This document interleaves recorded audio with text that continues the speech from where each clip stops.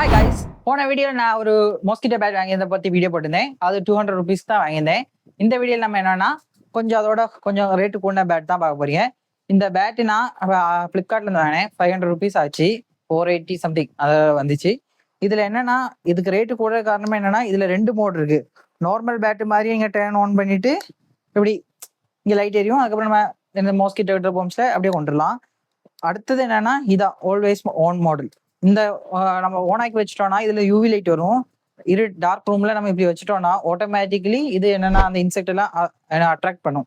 கொசுலாம் தன்னால வந்து இதுல உட்காந்து அதே இறந்து போயிடும். அப்படி ஆரம்பிச்சா நமக்கு ராத்திரி நம்ம ஒண்ணுமே பண்ணாண்டா, சும்மா டர்ன் ஆன் பண்ணி வச்சுட்டு படுத்தோம். 2 hours நிற்கும். ஆனா இன்கேஸ் நீங்க ஒரு டைப் சி சார்ஜர் ஏதாவது வச்சிருந்தீங்கன்னா இதை டைரக்டா கனெக்ஷன் கொடுத்தீங்கன்னா ஒன் டே எனது அந்த ஃபுல் டே அப்படியே ஓனாவே இருக்கும். அப்படி நீங்க யூஸ் பண்ணிக்கலாம். அது ஒரு இதோட அட்வான்டேஜ்.